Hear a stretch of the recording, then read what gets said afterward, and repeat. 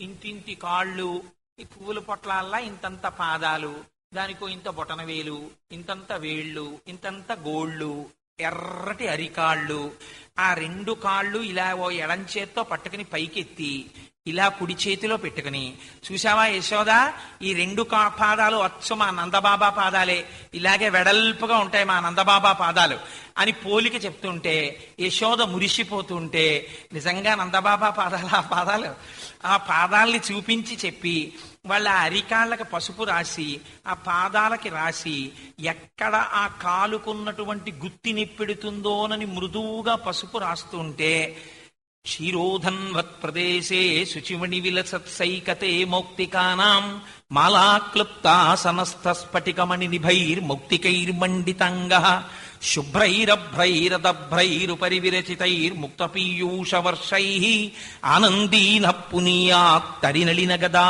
శంఖపాణిర్ముకుంద భూ పాదౌ అంది విష్ణు సహస్రం ఆ ధ్యాన శ్లోకాల దగ్గర.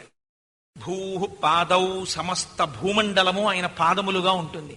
అటువంటి వాడి పాదములను పట్టుకుని వీళ్ళు ఎడంచేత్తో పట్టుకుని కుడి చేత్తో పసుపు రాయడమా? పోతన గారు అన్నారు, బహుకాలంబు తపించి వ్రతముల్ పాటించి కామించి నీ మహనీయోజ్వల పాదరేణుకణ సంస్పర్శాధికారంబు శ్రీ మహిళారత్నము తొల్లికాంచే ఇది నేమం వెమియుం లేక ఈయహి నీపాద యుగాహతింబడిసే నేడత్యద్భుతం ఈశ్వర అన్నారు. ఏం ఆశ్చర్యమయా! లక్ష్మీదేవి కొన్ని కోట్ల జన్మలు తపస్సు చేసి వ్రతాలు చేసి కామించి నీ పాదములకు అంటినటువంటి రజస్సులో ఒక ధూళికణాన్ని తల మీద వేసుకునేటటువంటి అధికారాన్ని పొందింది. ఈ గోపకాంతలు స్వామివారి పాదములను ఎడంచేత్తో పట్టుకుని కుడి చేత్తో పాదాలకి రాస్తున్నారు. ఆయన చిన్ని బొజ్జ, వెన్న ముద్దలా మెత్తగా ఉన్నటువంటి బొజ్జ అయితేనే ఆ లలితాంగి కొనుంగొనె బాలుది ముఖమందు జలది పర్వత వన సికి తరళ శశి దిక్పాలాది కారండంబైన బ్రహ్మాండంబునన్ సమస్త బ్రహ్మాండములున్న చిన్ని బొజ్జ. ఆ చిన్ని బొజ్జని ముట్టుకోవడమా? ఆయన నాభిని ముట్టుకోవడమా? ఆ బొజ్జ మెత్తగా ఉందని తడవడమా? దానికి సాంబ్రాణి వేయడమా? ఆయనకి పసుపు రాయడమా?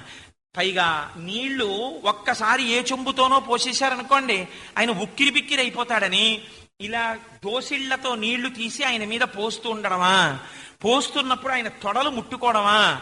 పురుష సూక్తంలో సమస్త వైశ్య జాతి ఆయన తొడలయందున్నారు. ఊరు తదస్యద్వైశ్య బ్రాహ్మణోస్య ముఖమాసీత్. అగస్త్య వశిష్ఠ విశ్వామిత్రాదులు ఆయన ముఖమండలమనందున్నారు. అటువంటి ముఖమండలాన్ని స్పృశించడమా? ఇంకా చిత్రాతి చిత్రమైన విషయం, పిల్లాడికి స్నానం చేయించే ముందు చాలా జాగ్రత్తగా కళ్ళల్లో ఉన్నటువంటి పుసులు, నల్లగా పెట్టినటువంటి కాటుకతో ఉన్న పుసులు తీసేస్తారు ఆ ఆడవాళ్ళు. ఆ కళ్ళల్లో వేలు పెట్టి జాగ్రత్తగా ఆయన కళ్ళల్లోంచి పుసులు తీయడమా? ఎవరు చేయగలిగారు ఈ పని? ఎవరు శ్రీమన్నారాయణుడికి కంటి పుసి తీశారు? ఆ గోపకాంతలకి దక్కిందా అదృష్టం? ఏమా కన్నులవి! చంద్ర సూర్యౌచ నేత్రే, ఆ రెండు కళ్ళు సూర్యచంద్రులు. అటువంటి వాడి యొక్క కళ్ళు ముట్టుకుంటున్నారా వాళ్ళు? ఆయన బొజ్జ ముట్టుకుంటున్నారా వాళ్ళు? ముట్టుకున్నప్పుడు వాళ్ళకి తెలుసా ఇవన్నీ ఈశ్వరుడు ఆయన అవయవములు అటువంటివని? తెలియక్కర్లేదు. అగ్ని ముఖంబు పరాపరాత్మకమాత్మ కాలంబు గతి రత్నగర్భ పదము శ్వసనంబు నీ యూర్పు రసన జలేషుండు దిశలు కర్ణంబులు దివము నాభి సూర్యుండు కందులు శుక్లంబు శలిలంబు జఠరంబు జలదులు చెదలు శరము సర్వౌషధులు రోమచయము శల్యంబు లద్రుడు మానసమృతకరుండు చందములు ధాతువులు ధర్మసమితి హృదయము ఆస్య పంచకము ప్రచరాహ్వయంబు అయిన నీరూపు శివసత్వమై సదాఖ్యయై ఒప్పు పరంజ్యోతి ఎగుచు అంటారు పోతన గారు. అటువంటి స్వరూపాన్ని పట్టుకుని వాళ్ళు దోషిళ్లతో నీళ్లు పోయడమా? నీళ్లు పోసి స్నానం చేయించి బోర్లా పడుకోబెట్టడమా? పడుకోబెట్టినప్పుడు కూడా ఆయన తలకాయ కనపడేటట్టుగా బోర్లా వేసి వాళ్ళ రెండు కాళ్ల మధ్యలోంచి ఆయనకి నేల కనపడేటట్టుగా పడుకోబెట్టుకుని ఆయన వీపు రుద్దడమా? ఏమి వీపండి ఆ వీపది? మందర పర్వతాన్ని మోసింది క్షీరసాగర మథనంలో. ఆ వీపు ముట్టుకున్నవాడు ఉన్నాడా ప్రపంచంలో? ఆ వీపుని గోపకాంతలందరూ రుద్దుతూ ఉండడమా? మిగిలిన వాళ్ళందరూ చూసి ఆ వీపు అచ్చు వాళ్ళ మేనమామ పోలిక లేకపోతే ఇంకోళ్ల పోలిక అని వీళ్ళు పాటలు పాడుతూ ఉండడమా? ఆయనకి సాంబ్రాణి వేయడమా, ఆయనకి కాటుక పెట్టడమా, ఆయనకి ఆవిరిబొట్టు పెట్టడమా, ఆయనకు చిన్న లంగోటీ కట్టడమా, ఆయన్ని ఉయ్యాల్లో పడుకోబెట్టడమా? జోజో కమలదలేక్షణ జోజో మృగరాజ మధ్య జోజో కృష్ణ జోజో పల్లవకరపద జోజో పూర్ణేందు వదన జోజో యనచన్ ఆయన్ని ముట్టుకోవడమా? ఆయన్ని ఒళ్ళో పడుకోబెట్టుకుని నా కుమారుడు అని స్తన్యం ఆయన నోట్లో పెట్టడమా? ఏ పరాత్పరుడు హవిస్సులు తీసుకెళ్లి అగ్నిముఖంగా ఇస్తే కూడా స్వీకరించడో అటువంటి యజ్ఞభుక్యజ్ఞకృత్యజ్ఞీ యజ్ఞభుక్యజ్ఞ సాధన అటువంటి వాడు యశోదాస్తన్యముల నుండి పాలు తాగడమా? ఏమిటి ఈశ్వర, ఎక్కడా ఆదివరాహమూర్తి అవతారం, ఎక్కడ గోపకాంతలకి నువ్వు జన్మించినటువంటి కృష్ణమూర్తి అవతారం? ఇంత సులభుడవా, ఇంత తేలిక? దోషిడి నీళ్లతో స్నానం ఇక్కడ అయిపోయిందా? పిల్లాడికి ఎక్కువసేపు నీళ్లు పోస్తే పడిశం పట్టేస్తుందని భయం, అందుకని తక్కువ నీళ్లతో దోషిళ్లతో నీళ్లు పోస్తారు. ఏమిటి, లోకాలన్నిటినీ ఉక్కిరి బిక్కిరి చేస్తాడు ప్రళయం జరిగినప్పుడు. ఆ మహానుభావుడు పోతన గారు అంటారు భాగవతంలో ఒక చోట, ఆయన ఈ లోకములనన్నింటినీ తీసుకెళ్లి ఆ ప్రళయ జలములలో ముంచి తాను మాత్రం మర్యాకు మీద వటపత్రశాయిగా పడుకునేటటువంటి లక్షణమున్నవాడు ఇవాళ ఏమీ తెలియనటువంటి వాళ్ళ ఉక్కిరి బిక్కిరి అయిపోతాడేమోనని కూర్చోపెట్టుకుని తొడ మీద ఎక్కడ ఆ తలకాయ ఇలా నిలబెట్టడం చేత కానివాడిలా నటిస్తున్నాడు. లోకములను నిలబెట్టగలిగిన స్థితికారుడు ఆయన తల మీద మెడ మీద వెనకాతల ఇలా ఎడంచె వేసి పట్టుకుని జాగ్రత్తగా ఇలా కళ్ళ మీద ఇలా చెయ్యి అడ్డు పెడితే ఆ పైనుంచి ఇంకో గోపకాంత దోషిళ్లతో నీళ్లు పోస్తోంది. ఆయన కళ్ళల్లోకి ముక్కులోకి వెళ్ళిపోతాయేమో ఉక్కిరి బిక్కిరి అయిపోతాడని. ఆయన లోకాలని ఉక్కిరి బిక్కిరి చెయ్యగలిగినటువంటి వాడు ప్రళయకాలమునందు. అటువంటి వాడు ఉక్కిరి బిక్కిరి అయిపోతాడేమోనని వాళ్ళ చేత అంత జాగ్రత్తగా స్నానం చేయించుకున్నావా? ఎంత లీల నటించావయ్యా కృష్ణ, ఎంత సులభుడం అయిపోయావయ్యా. ఆనాడు చతుర్ముఖ బ్రహ్మగారు నీ పాదాలు ముట్టుకోవడానికి భయపడ్డాడు. ఈనాడు ఏమీ తెలియని గోపకాంతలు ఒకసారి ఇలా ఇవ్వండి ఆ పిల్లాడు ఎంత బాగున్నాడో అని ఇలా పుచ్చుకోవడం, ముద్దులెట్టేసుకోవడం, ఆ బొగ్గల నిండా ఆ ఎంగిలి తగిలేటట్టుగా ముద్దులెట్టుకోవడం, నుదురు మీద ముద్దులెట్టేసుకోవడం, బొజ్జ మీద ముద్దులెట్టేసుకోవడం. ఆ గోపబాలురందరూ కూడా చిన్ని కృష్ణుడు కొంచెం పెరిగి పెద్దవాడవుతుంటే ఆ బొజ్జ దగ్గరికి వచ్చి వాళ్ళ నోరు పెట్టి అంటుంటే ఆయనేమో కిలకిల నవ్వుతుంటే అలా చెప్పారండి పోతన గారు. వెళ్ళి ఇలా ముట్టుకుని వాళ్ళు ఆయనతో ఆడుకుని ఆయన పాకుతుంటే ఆ పిల్లాడి వెనకాల వాళ్ళు కూడా పాకుతుంటే వెనక్కి తిరిగి ఏమీ చేత కాని వాళ్ళ నవ్వుతుంటే నడకరాని వాళ్ళ ఇలా లేవలేక లేస్తున్నట్టు మెల్లగా కాళ్ళు ఇలా మోకాళ్ళ కింద పట్టుకుని అలా పైకి చేతులు కదుపుతూ మోకాళ్ళ మీద పెట్టుకుని వంగి ఒకసారి అలా చూసి ఎక్కడ పడిపోతానో అని మెల్లగా ఇలా నడుం పైకెత్తి ఇలా నడుం మీద చెయ్యేసి అడుగు తీసి అడుగు వేస్తూ తడబడిపోతుంటే ఎక్కడ పడిపోతాడో అని యశోద వచ్చి చేతులిస్తే గభాలన అమ్మ చేతిలో చేతులు వేసేస్తుంటే తడవాడిరి బలకృష్ణులు తడవాడిరి వారి చూచిత గరంబాదుల్ తడవాడిరరులు భయమున అని పోతన గారు పొంగిపోయారు. అడుగులు నేర్పి లోకాన్ని దిద్దేటటువంటి ఈశ్వరుడు తడబడ్డాడు అడుగుల్లో. ఏమి ఈశ్వరాన్ని ఆశ్చర్యం, ఏ అవతారంలోనైనా ఇలా ఉందా? కృష్ణావతారంలో ఇంత సులభుడం అయిపోయావా? గోపకాంతలతో గోపాల బాలులతో తిరిగావా? ఎలా బ్రహ్మపదంబు అని ఎంత కోపం వచ్చిందో చతుర్ముఖ బ్రహ్మగారికి. నిన్నీ లోకంబున ఈ వనాంతరమునంది మందలో కృష్ణయం చాలాపాది సమస్త భావములు నీయందే నిక్షేపించు ఈ వ్రేలందొక్కని పాదరేణువులపై వేష్టించిన చాలదే అన్నాడు. ఎవడికి కావాలయా దిక్కుమాలిన చతుర్ముఖ బ్రహ్మ పదవి? నిన్ను పట్టుకుని ఆడుకుంటున్నారా? కౌగిట చేర్చుచున్ చెట్టపట్టుచు తన్నుచు గుద్దుచున్ ఆయన్ని తన్నారు, కాళ్ళెత్తి ఆయన్ని గుద్దారు, ఆయనతో ఆడుకున్నారు, ఆయన్ని కౌగిలించుకున్నారు, ఆయనతో పరిగెత్తారు. కృష్ణ కృష్ణ ఇల్లారా అన్నారు, ఆయనకి ఇంగిలి ముద్దలు పెట్టారు. వీళ్ళది భాగ్యం అంటే. ఎవడకు కావాలా బ్రహ్మ పదవి? తీసేయి. నాకేమిస్తావో తెలుసా? అహోభాగ్యం నందగోప ప్రసౌకసాం యన్మిత్రం పరమానందం పూర్ణం బ్రహ్మ సనాతనం అంటాడు మూలంలో వ్యాసుడు. అలా పరబ్రహ్మమే, పూర్ణమైన పరబ్రహ్మము రాశీభూతమై శ్రీకృష్ణుడు అన్న పేరుతో ఆడుకుంటోందా? ఆయన్ని కౌగిలించుకుని తన్నుచు గుద్దుచు చెట్టపట్టుచున్ మన్నన చేయు వల్లవ కుమారుల భాగ్యము వింతయొప్పునే. నాకేమక్కర్లేదు ఈశ్వర, నాకొక్క భాగ్యం ఇచ్చాలి. వీళ్ళ కాళ్లకున్నటువంటి మట్టి కొంచెం తీసుకుని నా కిరీటం మీద వేసుకుంటాను, నాకు ఆ అదృష్టం ఇచ్చాలన్నారు బ్రహ్మగారు. నాకు ఆ పదవి తీసే అక్కర్లేదు, నన్ను ఒక గోపాల బాలుడిగా పుట్టించవయా చాలన్నారు. ఇంత సులభుడవా తండ్రి? యద్రోమరంధ్ర పరిపూర్తి విధావ దక్షౌ, ఒకనాడు సముద్ర జలములను నీ రోమకూపముల యందు నింపుకున్నవాడివి. వారాహ జన్మని బభూవ రమీ సముద్రాహ, అది నీకే చెల్లింది. అలాంటి వాడివి తం నామనాథమరవింద దృశం యశోదా, తామర పువ్వుల వంటి కన్నులతో ఇలా కళ్ళు తిప్పుతుంటే ఆ నేత్ర సౌందర్యాన్ని చూసి పొంగిపోయినటువంటి యశోద యొక్క ఒళ్ళో దోషిడి నీళ్లతో స్నానం చేసినటువంటి వాడిగా, అంత సులభుడిగా మాకు దక్కి మా పాపములను నశింపచేసినటువంటి స్వరూపము నీకే దక్కింది. కృష్ణ, ఈ నీ స్వరూపము, ఇంత సులభుడమైనటువంటి నిన్ను మనస్సులో పట్టుకోవడం చాలా తేలికగా ఉంటుంది. ఈ స్వరూపం, ఆ యజ్ఞవరాహమూర్తి స్వరూపం పట్టుకోవడం చాలా కష్టం. కృష్ణ స్వరూపం పట్టుకోవడం చాలా తేలిక. కాబట్టి ఈ రూపము, ఈ అనుగ్రహము, ఈ సౌలభ్యము, ఈ కారుణ్యము మాయందు ప్రసరించి మా పాపములను నశింపజేయుగాక. ఎంత గొప్పగా అనుభవించాడో చూడండి మహానుభావుడు. ఆ 2 అవతారములను పోల్చడంలో ఉంది గొప్పతనం అంతా. అలా ఈశ్వరుడు యొక్క సౌలభ్యాన్ని ఆయన అనుభవించారు. లీలాశుకుడు రచించినటువంటి కృష్ణకర్ణామృతంలోని శ్లోకాలలో ఇవాల్టి రోజుతో నేను ఈసారి ఉపన్యాసాలు పూర్తి చేస్తున్నాను కాబట్టి ఒక శ్లోకాన్ని నేను చెప్పకపోతే నేను చాలా దోషం చేసిన వాడిని అవుతాను. ఎందుచేతంటే కృష్ణావతారంలో మకుటాయమైనటువంటి సన్నివేశము, మకుటాయమానమైన సన్నివేశము గోవింద పట్టాభిషేకం. మనం తెల్లవారి లేస్తే తలుచుకునేటటువంటి నామం గోవిందనామం. గోవింద అన్న నామం స్మరించని వాళ్ళు ఉండరు. ఇవాళ వెంకటాచల క్షేత్రానికి మీరు వెళ్ళినా, వెంకటరమణుణ్ణి సేవించడానికి వెళ్ళినా, చిత్రం ఏమిటంటే మీరు శ్రీశైలం వెళ్ళినా కూడా శ్రీశైలంలో కూడా చాలా మంది గోవింద గోవింద అంటూ కనపడతారు. ఎక్కడికి వెళ్ళండి గోవింద అలవాటైపోతుంది. ఏమీ రానటువంటి చిన్న పిల్లల్ని కూడా నాన్న ఏది జోద పెట్టి గోవింద అని నేర్పుతారు.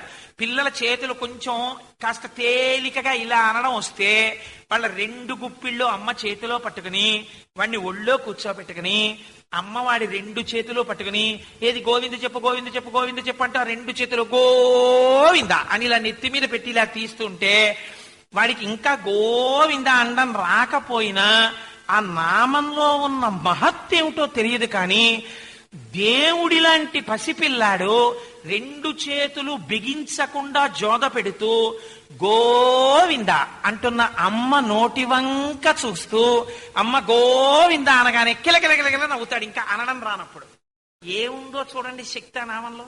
ఏదో మహత్తరమైన శక్తి ఉంది. లేకపోతే పసిపిల్లలు కూడా ఆ గోవింద అనేటప్పటికి ఎందుకు నవ్వుతారు? ఆబాల గోపాలం ఇప్పటికీ పిల్లల్ని కూర్చోపెట్టి మా అబ్బాయికి గోవింద అండం వచ్చిందండి, మా అబ్బాయికి గోవింద అండం, ఏది నాన్న కోటేశ్వరరావు వచ్చారు గోవిందాను గోవిందాను అంటారు.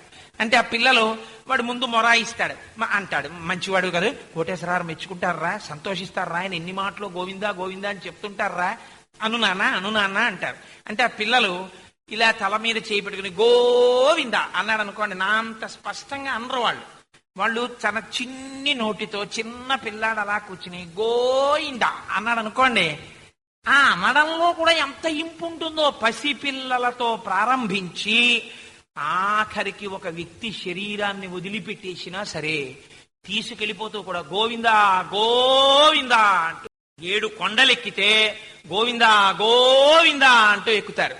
స్వామి దర్శనం అయితే గోవిందా గోవిందా అంటారు. ముందన్ని విశేషణాలు చెప్తారు. 7 కొండలవాడ వెంకటరమణ అంటారు, బానే ఉంది. కానీ వెంకటేశ్వర అని ఊరుకోరు. 7 కొండలవాడ వెంకటరమణ గోవిందా గోవింద, ఆపద మొక్కులవాడ అనాథరక్షక గోవిందా గోవింద. ఆ గోవిందా గోవింద అన్నప్పుడు మీరు చూడండి, ఈ మిగిలినవన్నీ పలకలేని వాళ్ళు కొంతమంది ఉంటారు. ఆపద మొక్కులవాడ అనాథరక్షక అనలేకపోవచ్చు. కానీ ఎవరో ఒక ఆయన వెంకటాచలం క్యూలో ఉండి ఈ మాటలు అరుస్తాడు. నేను ఎప్పుడు వెళ్ళినప్పుడల్లా చూస్తాను, అలాంటి వాడు తగులుతాడా తగలడా అని. ఎక్కడో అక్కడ తగులుతాడు తప్పకుండా. ఆపద మొక్కులవాడ అనాథరక్షక అంటాడు. ఈ చుట్టుపక్కల వాళ్ళందరూ గోవిందా గోవింద అంటారు. మీకు ఇంకో విచిత్రం తెలుసా అండి? వెంకటాచలంలో కాసేపు తలుపులేసేసి క్యూ అలా ఆప్ చేశారనుకోండి, ఏమంటే తలుపులు తీయండి తొందరగాను, మేము ట్రైన్ టైం అయిపోతాను అనరు. వీళ్ళందరూ కలిసి గోవిందా గోవిందా గోవిందా గోవిందా అని అరుపు మొదలెడతారు. అంటే ఆయన తలుపు తీ అని. అక్కడ తలుపు తీ అనడానికి కూడా గోవిందా గోవిందే. తొందరగా గేటు తీయండి, అన్నానికి వచ్చేయాలి, మేము ఎంతసేపు అండి ఇక్కడ క్యూలో అనాలంటే గోవిందా గోవిందా అంటారు. పిల్లవాడికి తలనీలాలు ఇస్తూ ఆ చిన్ని పిల్లాన్ని తీసుకొచ్చి మేనమామ ఒళ్ళో కూర్చోబెట్టి, తాతగారి ఒళ్ళోనో కూర్చోబెట్టి కదలకుండా పట్టుకోండి అంటాడు. ఆ క్షురకుడు ఇలా పట్టుకుంటే ఆయన ఇలా తలనీలాలు తీసేస్తుంటే ఆ పిల్లవాడు ఏడుస్తుంటే అందులోంచి చంద్రబింబం లాంటి గుండు బయటికి వస్తుంటుంది. ఆ గుండు బయటికి వస్తుంటే తల్లి అక్కడ నిలబడి కళ్ళమ్మని నీళ్లు పెట్టేసుకుంటూ ఎంతో సంతోషంగా, స్వామి ఈ పుట్టు జుత్తులు నీకు ఇచ్చేశాను, నా పిల్లవాడు ఇంకా జీవితంలో మోహానికి వశుడైపోకుండా సద్బుద్ధితో సచ్చీలంతో వాడికి చక్కటి పేరు ప్రఖ్యాతులతో గండాలు లేకుండా దీర్ఘాయుష్మంతుడై ఉండడానికే వాడి జుత్తు తీసుకొచ్చి నీకు ఇచ్చేశాను ఈశ్వరా అని ఆ ఇచ్చేస్తూ గోవిందా గోవిందా గోవిందా గోవిందా. ఏడుస్తున్న పిల్లాన్ని కూడా ఏం లేదు నాన్న కాసేపు గోవిందా గోవిందా చూడు అయిపోయింది. చిత్రం ఏమిటో తెలుసా అండి, వాడు తలనీలాలు ఇచ్చేయి గాని వాడు అనుకుంటాడు నేను మామూలుగానే ఉన్నాను అనుకుంటాడు. కాసేపు తండ్రి కూడా తలనీలాలు ఇచ్చేస్తాడు. ఇచ్చేసిన తర్వాత తండ్రిని దానా అన్న అంటే వాడు రాడు, ఎవరో అనుకుంటాడు. అనుకుని కాసేపు మాట్లాడిన తర్వాత ఓహో మా నాన్నగారే అనుకుంటాడు. మా అమ్మాయి విషయంలో అలా జరిగింది. పుట్టిన స్వానుభవమున చెప్పు చవటలారా, అందుకని చెప్పగలుగుతున్నాను నేను. తండ్రిని గుర్తుపట్టరు. అప్పటి వరకు ఉన్న పిల్లల అందం వేరు, సలివిడి బుద్ధ లాంటి గుండు బయటికి వచ్చిన తర్వాత ఉన్న వాళ్ళ అందం వేరు. ఎంత సంతోషపడిపోతారండి. ఆ చలికాలంలో కూడా అమ్మయ్యా మా వాడికి పుట్టు జుత్తులు ఇచ్చేసామండి అంటారు. ఆఖరికి తల జడలు కట్టేస్తుంటుంది, ఇలా చిన్న చిన్న చిన్న చిన్న చిక్కుల్లో వచ్చేస్తుంటాయి. ఏమైంది రెండో మాట పట్టుకెళ్ళి ఇద్దాం లెద్దురు అని చెప్పి మొదటి మాట తలనీలాలు తీస్తారండి, తీరు. తలనీలాలు పుట్టు జుత్తులు ఇద్దాం అనుకున్నామండి అని పుట్టు జుత్తులు తీసుకెళ్లి పుట్టుకతో ఈ జుత్తు వ్యామోహానికి మోహానికి గుర్తు. ఈ పుట్టుకలో వచ్చిన వ్యామోహం నీ పాదముల యందు సమర్పించేస్తున్నాం. వీడికి లౌకిక వ్యామోహం కాకుండా ఈశ్వర నీ వ్యామోహము రావాలి. అందుకని తల్లిదండ్రులు పుట్టుజుత్తులు ఈశ్వరుడికే ఇచ్చేస్తారు. అది వాళ్ళు పెట్టినవి కావు, వాడి క్యాస్ట్రాయిల్ రాసుకుని పెంచుకున్నవి కావు, ఈశ్వరుడు పెట్టిన జుత్తు. కాబట్టి ఆ పుట్టుజుత్తులు ఇవ్వడంలో కూడా మన వాళ్ళు అంత భద్రం. నాకు ఒకప్పుడు చాలా విర్రుండేది, ఇప్పుడంటే తగ్గిపోయింది అనుకోండి, ఏదో రైలు ఎక్కి కూర్చుంటున్నాను. కానీ ఒకప్పుడు తిరుపతి వెడితే ఇంకొక వారం రోజుల్లో తిరుపతి వెడతానన్న దగ్గర నుంచి పండగ ప్రారంభం ఇంట్లో. ఇంకొక 7 రోజులు, ఇంకా రేపు తిరుపతి వెళ్ళిపోతున్నానంటే అసలు ఇంకా తెల్లవారదేమి ఈ చీకటి విడిపోదేమి అని బెంగే. ఆ రైలు ఎక్కితే కుదురుగా ఒక్కసారి కూర్చునేవాడిని కాదు. ఆ రాజమండ్రి రైల్వే స్టేషన్ లో ఎక్కే వాళ్ళని, బాగా తలనీలాలున్న వాళ్ళని, ఇంతంత గడ్డాలు పెంచేసిన వాళ్ళని, వాళ్ళ దగ్గరికి వెళ్ళి ఎందుకు మీరు ఇంత పెంచుకున్నారు, మీకు ఏమిటంత విశ్వాసం అని వాళ్ళని అడుగుతుంటే వాళ్ళు మాకు భగవంతుడి మీద విశ్వాసం అండి, ఇన్ని కష్టాలు పడ్డా ఆయన ఎందుకు చెక్కు చెదరని విశ్వాసంతో రక్షిస్తాడని నమ్ముకుని ఉండిపోయాం. అలాగే పరమాత్మ రక్షించాడు. రక్షించడం వల్ల మళ్ళీ ఇదిగో ఇంతకాలానికి బయలుదేరి మొక్కు తీర్చుకోవడానికి ఎడుతున్నానంటే ఆ ఇక్కడ వరకు పెరిగిపోయిన గడ్డంలో ఆ కష్టాన్ని అన్నాళ్లు భరిస్తున్నా ఒకనాటికి వాడు తీసి తీరుతాడన్న విశ్వాసం ఆ గడ్డంలో ఉంది, ఆ పెరిగిపోయిన జుత్తులో ఉంది. వాళ్ళందరినీ చూస్తూ వాళ్ళందరితో మాట్లాడుతూ సభాముఖంగా చెప్పచ్చో చెప్పకూడదు కానీ నా భార్య దెబ్బలాడుతుండేదే కూడా, ఏమిటంటే అన్ని స్టేషన్లో దిగిపోతుంటారు అలాగా ఎంత సంతోషమో ఒకనాడు. ఇప్పుడంటే ఏదో కుదురుగా కూర్చుంటున్నాను అనుకోండి, అలా ఏం తిరగట్లేదు నేను. కాబట్టి ఆ గోవింద నాకు ఇప్పటికీ ఆ గోవింద అన్న నామం అంటే ఎంత ఇష్టమో చెప్పలేను. ఆ వెంకటాచల క్షేత్రంలో విర్రి పట్టిన వాడు తిరిగినట్టు తిరుగుతుండేవాడిని. వీళ్ళు రూమ్ లో ఉంటే నేను అలా తిరుగుతూ ఉండడమే పని. ఆ వెంకటాచలంలో ఆ మాడ ప్రదక్షిణాలు చేసేవాళ్ళు, ఆ గోవిందనామం చెప్పేవాళ్ళు, పుట్టుజుత్తులు ఇచ్చిన వాళ్ళు, ట్రంకు పెట్టి తల మీద పెట్టుకుని దర్శనాలకు వెళ్లేవాళ్ళు. ఏమి పూనికరా వీళ్ళందరిలో ఈశ్వరుడు కనపట్టల్లా అని ఎంత పొంగుగా ఉంటుందో నాకు ఆ వెంకటాచలం వెడితే. అటువంటి గోవిందనామాన్ని ప్రయత్నపూర్వకంగా కష్టపడి సంపాదించుకున్నాడు ఈశ్వరుడు. ఆయనకి గుణముల చేత వచ్చినవి కావు. సాధారణంగా ఈశ్వరనామములకు శాస్త్రం ఏముంటుందంటే గౌణములు ఉంటుంది. గౌణములు అంటే ఆయన గుణము దాని యందు ప్రకాశించడం వల్ల నామం అవుతుంది. కానీ ఒక్క గోవిందనామం మాత్రం గౌణము కాదు, అది తనంత తాను కష్టపడి ఈశ్వరుడు సంపాదించాడు. ఎన్నాళ్ళు కష్టపడ్డాడో తెలుసా అండి? 7 రాత్రులు. 7 పగళ్ళు కష్టపడ్డాడు. కష్టపడితే ఆయనకు ఆ నామం వచ్చింది. ఎక్కడ కష్టపడ్డాడు? మనం అంతా ఘట్టాన్ని గుర్తు పెట్టుకోగలమో గుర్తు పెట్టుకోలేమోనని లీలాశుకుడు చేసినటువంటి ప్రయోగం ఇంకా సామాన్యమైన ప్రయోగం కాదండి. నాకైతే వ్యక్తిగతంగా అనిపిస్తుంది, కృష్ణకర్ణామృతంలో ఉన్నటువంటి ఈ శ్లోకాన్ని ప్రతిరోజు ఒక్కసారి కళ్ళు మూసుకుని, శ్లోకం కూడా అంత తేలికగానూ ఉంటుంది, లోపల ఒక్కసారి ధ్యానం చేస్తూ మీరు కానీ పూజా మందిరంలో విజ్ఞాపన చెయ్యడం మీకు అలవాటైతే సమస్త కష్టముల నుండి ప్రమాదముల నుండి రక్షణ కలిగి తీరుతుంది. ఈ శ్లోక రూపంలో లీలాశుకుడు మీకు కవచమే కడుతున్నారు, అమృతమే అందిస్తున్నారు. ఈ శ్లోకాన్ని రోజు చదువుకుని మీరు ఒకనాడు ఆ గోవిందుడి అనుగ్రహానికి లోనై చాలా తేలికగా 3 తరాలు చూసి ఐశ్వర్యం అనుభవించి తేలికగా శరీరం వదిలి పునరావృత్తి రహిత శాశ్వత శివ సాయుధ్య స్థితిని పొందగలడు ఆయన ఇచ్చిన జ్ఞానము వలన.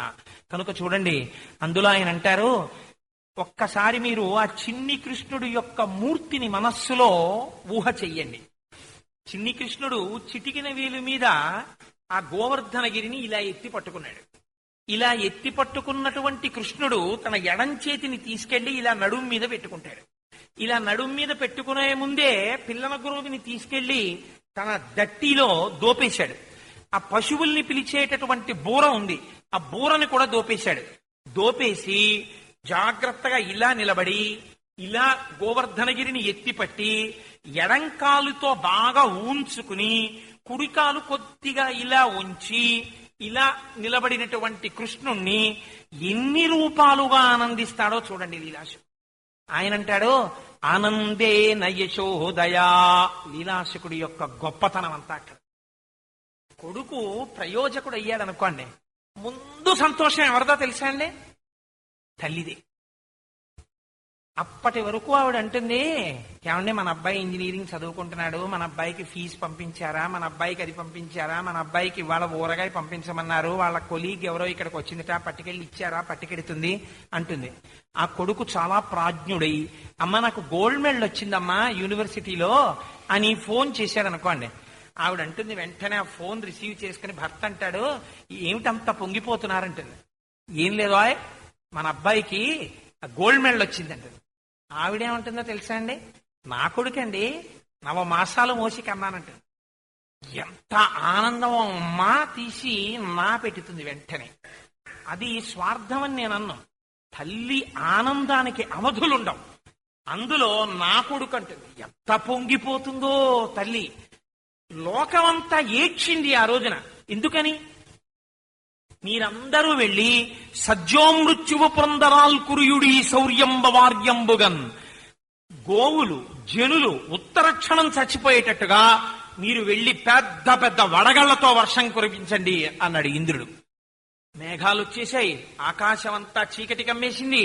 ఇవాళ ఈ శ్లోకం చెప్పాలనే వర్షం కూడా వస్తుందో ఏమో. బ్రహ్మాండమైనటువంటి వాన.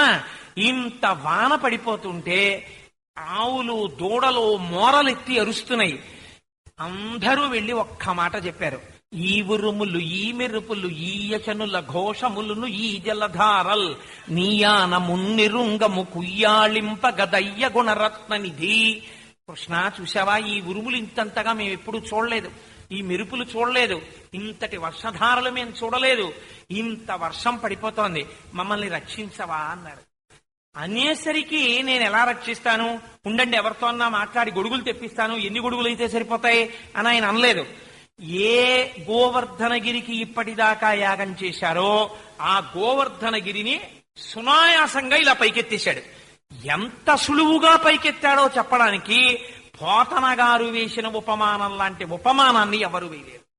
ఆయన అన్నారు పోతన గారు, బాలుండాడు చునాత పత్రమని సంభావించి పూగుత్తి కింగేలం దాల్చిన లీలలే నగవుతో కృష్ణుండు తానం మహాశైలమ్మున్ వలకేల దల్చి విపుల క్షత్రంబుగా పట్టే తద్భీలాభ్రచ్యుత దుశ్శిలాచకిత గోపీ గోప గోపంతికిన్ అన్నారు.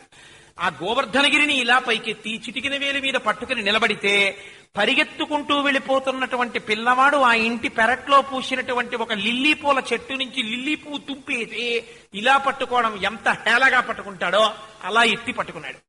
ఇప్పుడు గోపకాంతలు, గోపాలబాలురు, ఆవులు, ఎద్దులు, దూడలు అన్ని గోవర్ధనగిరి కిందకి వచ్చేసాయి. వచ్చి అందరూ నిలబడి సంతోషంగా చూస్తున్నారు. మొట్టమొదటి ఆనందం ఎవరిది? లీలాశకుడు చెప్తాడు. ఇంతమందికి ఎలా తప్పించుకోవాలో తెలియనంతటి బాధ కలిగితే ఉత్తర క్షణం ఆ గోవర్ధనగిరిని ఎత్తిపెట్టి ఇంతమందిని రక్షించినటువంటి చిన్ని కృష్ణుణ్ణి చూసుకుని పొంగిపోయినది వాళ్ళ అమ్మ యశోద. నా కొడుకు కదా ఇంత పని చేశాడు అని మొట్టమొదట ఆవిడ కళ్ళల్లోంచి ఆనందం కనపడిందిట. అందుకని ఆనందేన యశోదయా సమదనం గోపాంగనాభి. ఎంత చిత్రమైన మాట వేస్తారో చూడండి. సమదనం గోపాంగనాభి. గోపకాంతలు వాళ్ళకి ఎప్పుడూ శ్రీకృష్ణుని యందు కామముతో కూడినటువంటి దృష్టితో ఉంటారు. అలా ఎందుకుంటారు అంటే దాని వెనకాతల ఒక రహస్యం ఉంది. పుంసాం మోహన రూపాయ పుణ్యశ్లోకాయ మంగళం అని రామచంద్రమూర్తికి పేరు. రాముణ్ణి చూస్తే స్త్రీలు ఆయన సౌందర్యమునకు ఆకర్షితులవ్వడం పెద్ద విశేషం కాదు. రాముడు అరణ్యవాసంలో వెడుతున్నప్పుడు ఆయనని చూసి మహర్షులు మోహించారు, మునులు మోహించారు. అబ్బాయి ఎంత అందంగా ఉన్నాడో రామచంద్రమూర్తి అని. రాముడు అన్నాడు, మీరు నన్ను ఈ అవతారంలో నా అందాన్ని చూసి మోహించారు కనుక వచ్చే అవతారంలో నేను శ్రీకృష్ణుడిగా వచ్చినప్పుడు మీరు గోపకాంతలై జన్మించి ఈ భావన చేతనే మోక్షం పొందుతారని చెప్పాడు. ఎలా పట్టుకున్నా మోక్షం పొందాలి కాబట్టి అందుకని వారు గోపకాంతలై వచ్చారు. వారి భావన ఎప్పుడూ అలాగే ఉండడానికి కారణం అది. కాబట్టి ఈ గోపకాంతలందరూ అలా పట్టుకున్నటువంటి కృష్ణుడి యొక్క విజయోత్కర్షని చూసి, ఆయన రక్షణ సామర్థ్యమును చూసి, ఆయన బలమును చూసి, ఆయన చిరునవ్వు చూసి, హేళగా రక్షించగలిగిన శక్తిని చూసి సమదనం వాళ్ళ యందు కామోత్కంఠత కలిగిందిట. సమదనం గోపాంగనాభి చిరం సా శంకం బల విద్విషా. మూడోవాడు ఒక ఆయన ఉన్నాడు. ఆయన ఎవరు? దేవేంద్రుడు పైనుంచి చూస్తున్నాడు.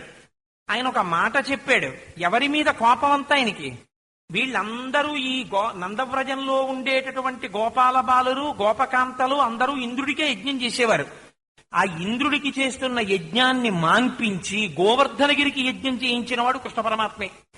కాబట్టి ఇంద్రుడు అన్నాడు, పెరుగుల్ నేతులు త్రావి క్రొవ్వి భువి నాభీరుల్ మదాభీరులై గిరి సంఘార కఠోర పత్రదలన క్రీడా సమారంభ దుర్భరిద దంభోళిధరున్ పురంధరుననున్ పాటించి పూజింపక గిరికిన్ పూజలు చేసిపోయరిదిపో కృష్ణుండు ప్రేరేపగన్ పూజ్యత్ సంపదనం వినందతనయోద్యోగంబునన్ వెర్రులై మధ్యాగంబు విసర్జనీయమనిరి మర్చుల్ వడిన్మీరు మీ విద్యుద్వల్లుల గప్పి తాడనమునన్ వేధించి గోవుల్ జనుల్ సజ్జో మృత్యువు పొందరాల్కురియుడి శౌర్యంబ వార్యంబుగన్న రోజున. బాగా పెరుగు వెన్న నెయ్యి తిని ఒళ్ళు కొవ్విందిరా గోపాలురకి. నందుడికో కొడుకు పుట్టాడా? వాడు ఇంతున్నాడా? వాడు ధర్మం చెప్పాడా? వాడు ఇంద్రుడికి యజ్ఞం చెయ్యొద్దన్నాడా? గోవర్ధనగిరికి యాగం చేయమన్నాడా? అందుకని నాకు మానేసి యాగం చేస్తారా? వాడి పని, వాడి మాట నమ్మిన వాళ్ళ పని కూడా చెప్తాను.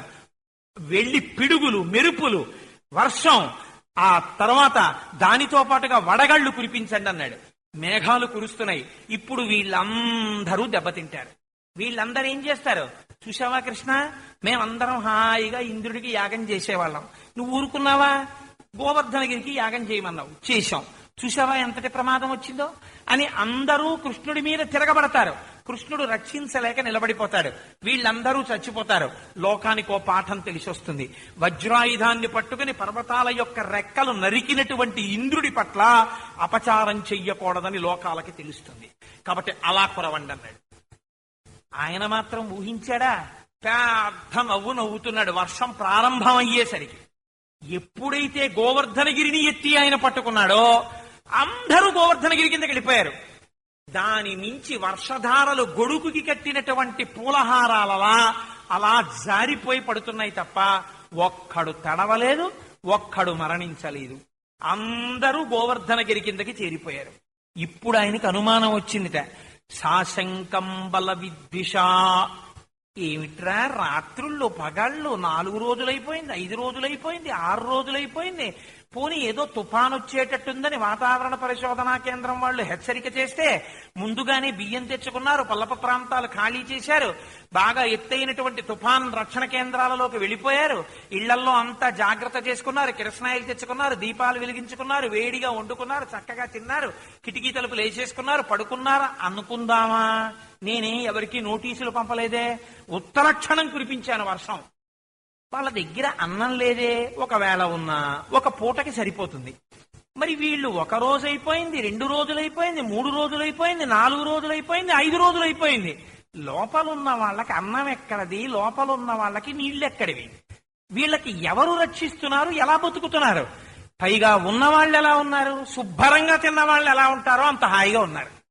అమ్మయ్య గొడవ వదిలిపోయింది, ఆఫీసు లేదు, ఇంకోటి లేదు, అందరం హాయిగా ఒకే చోటుకి వచ్చామని సాధారణంగా వనభోజనాలకు వెళ్ళామనుకోండి, సాధారణంగా గృహిణులు ఏమంటారంటే, హాయిగా ఉంది అన్నయ్య గారు వనభోజనాలు, రోజు ఈ టిఫిన్లుండి భోజనాలు పొండి ఇవన్నీ విసిగెత్తిపోతున్నాం, హాయిగా వేళ పట్టును పిలిచి చక్కగా హాయిగా వనభోజనాలు చేసేసి ఆ పలహారాలు చేసేసి ఏదో విష్ణుసహస్రం చేసుకుని ఆడుకుని పాడుకుని నెలకి ప్రతి నెలలోనూ ఒక వనభోజనం ఉండాలని ఈశ్వరుడు ఎందుకు నిర్ణయించలేదో అంటారు.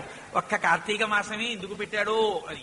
కనుక వాళ్ళందరూ హాయిగా గోవర్ధనగిరి కింద కూర్చుని ఉన్నారు. వాళ్ళు హరిదోర్దండముగామ గుబ్బ శిఖరం బాలంబి ముక్తావళుల్ బరగంజారుడితోయ బిందువులు గోపాలంగనాపంగహాసరుతుల్ రక్తచయంబుగాగ అచల ఛత్రంబు శోభిల్లే తత్కిరిబిద్దుర్మద భంజియై జలధిరక్లిన్న ప్రజారంజియై అన్నారు పోతన గారు. ఒక పెద్ద పెద్ద సమాసాలు తీసుకొచ్చి వేసిపారేశారు.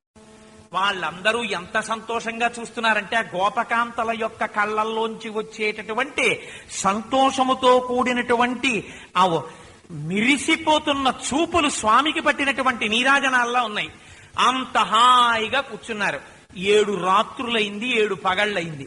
ఎంత సముద్ర జలాలు తాగమంటావు, ఎన్ని మాటలు వెళ్ళి వర్షించమంటావు? వాళ్ళందరూ సుఖంగా ఉన్నారు. ఏమిటి ప్రయోజనం నీకు ఈ వర్షం వల్ల అని అడిగే మేఘాలు. ఆయనకి కురిసేయండి చంపేస్తారన్నాడు, కానీ ఇదేమిట్రా, ఎంతంత రాడార్లు పెట్టుకున్న వాళ్ళు, ఎంతంత వాతావరణ పరిశోధనా కేంద్రాలు పెట్టుకున్న వాళ్ళు గంటకి 80 కిలోమీటర్ల నుంచి 120 కిలోమీటర్ల వేగంతో గాలులు వీయవచ్చు, పెద్ద పెద్ద చెట్ల కొమ్మలు విరిగి పడిపోవచ్చు, విద్యుత్ తీగలు తెగిపోవచ్చు, టెలిఫోన్ వైర్లు తెగిపోతాయి. కాబట్టి